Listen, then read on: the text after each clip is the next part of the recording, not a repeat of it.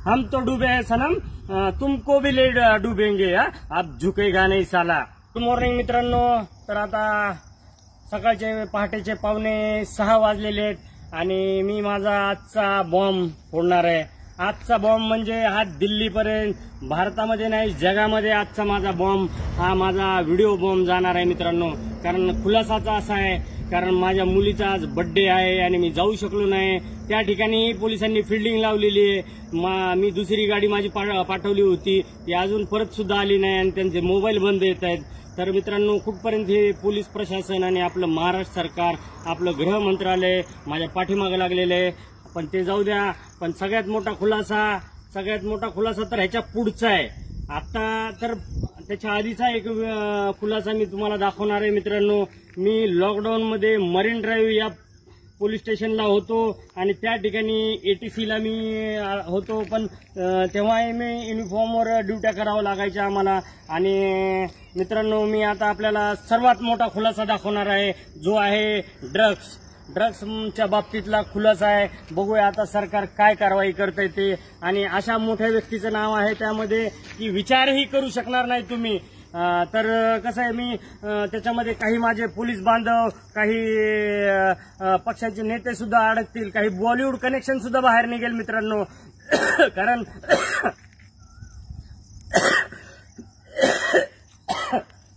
मित्रांनो, लॉकडाऊन लागलेला होता, मला वाटतं पहिला की दुसरा। तर सगळ्याचे भाव वाढलेले होते, सगळ्याचे म्हणजे दारू, तंबाखूपासून सिगरेटपासून सगळ्याचे भाव वाढले होते।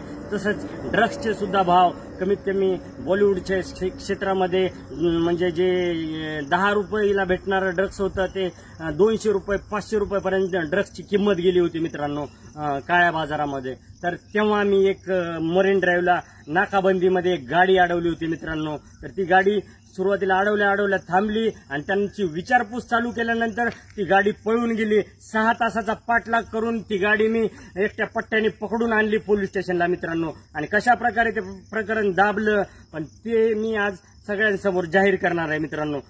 पुरावा म्हणताय ना, तर पुराव्याशिवाय मी बोलत नाही। बाप दाखव नाही तर श्राद्ध घाल। हे बघा मित्रांनो, दिसतंय का यामध्ये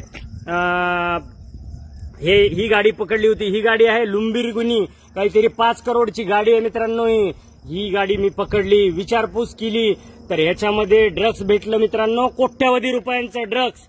आणि त्या गाडीमध्ये असं कार्ड होतं, विचारपूस केल्यानंतर कदाचित मला ती आता स्टेशन डायरी भेटत नाही, कारण माझ्याकडे 10,000 प्रिंट आहेत स्टेशन डायरीच्या, पोलीस स्टेशन डायरीच्या। आणि एवढे पुरावे छोट्या गोष्टीचे, पण म्हणलं आपल्याला कधी अरेस्ट करतील, तर आता पहिले मोठे खुलासे चालू करू म्हणलं, छोटे तर ते होतच राहतील मला जर यांनी सोडलं तर।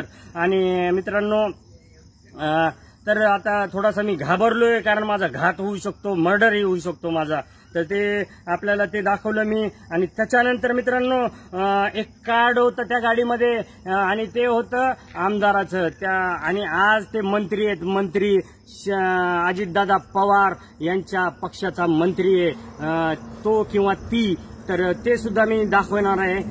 पहिले तर बघा त्या गाडीमध्ये काय कार्ड सापडले बघा मित्रांनो। हे बघा, महाराष्ट्र विधानसभा 2019-2024, एक मिनिटात दिसत नाही, 2019-24 आणि हे माझ्या हातात कार्ड आहे मित्रांनो। हातात हा हात बघा आणि हा हात बघा, दोन्हीच्या रेषा बघा मित्रांनो एकच आहेत, असं काही वेगवेगळं नाहीये। तर मित्रांनो, त्याच्यानंतर आतमध्ये आता ओपन करून दाखवतो मी की कोणाचं कार्ड आहे ते। हे बघा मित्रांनो, आतमध्ये बघा असं लिहिलेलं असतं। हे बघा, दिसलं का मित्रांनो? सही असते प्रधान सचिवाची।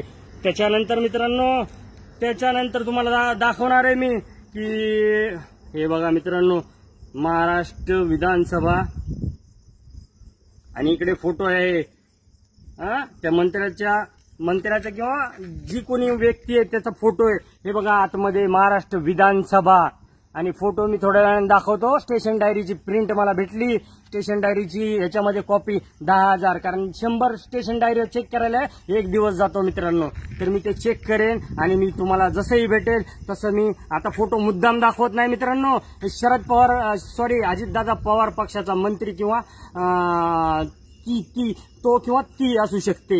अंदाज लावा कोण असेल मित्रांनो. एकदा रवींद्र धंगेकर आणि सुषमा अंधारे बोलल्या होत्या, ते ललित पाटील आणि बलकवडे आणि भूषण पाटील त्या व्यक्तीही असू शकतात त्या गाडीमध्ये, कारण तेव्हा ही नावं प्रचलित नव्हते, त्यामुळे ती नावं माझ्या लक्षात येत नाहीत. आता स्टेशन डायरीमध्ये माझ्या सगळं आहे. ते ड्रग्स कुठे ठेवलंय, ते पुढे पाठवलं का प्रकरण दाबलं गेलं, आता हे याचा गृहमंत्र्यांनी उत्तर द्यायचंय मित्रांनो. तर अजून एक मिनिट, दुसरा एक आहे पुरावा, ते कुठं पाठवलं किंवा कुठं ठेवलं त्याचा सुद्धा पुरावा माझ्याकडे आहे. बहुतेक त्या मोबाईलमध्येच तो राहिलेला. एक मिनिट, ही एक स्टेशन डायरी पण आहे हे. तर चला मित्रांनो, तो फोटो आणि त्या स्टेशन डायरी आणि त्याचं बॉलिवूड कनेक्शन काय असतं, बॉलिवूड शिवाय तो ड्रग्स आणि राजकारण्यांशिवाय ड्रग्सचा धंदा आणि हे सगळं कनेक्शन बाहेर काढणार मित्रांनो. आणि त्याच्या पुढचं प्रकरण राहणार आहे 302चं. एक तर 302 माझ्याकडेच आहे, मी तपास केलेला आहे. अजून ती व्यक्ती मिसिंग आहे, तिचा मर्डर झालेला आहे आणि ते मला माहिती आहे, माझ्या केसमध्येच आहे मित्रांनो. तेही ओपन करेल मी.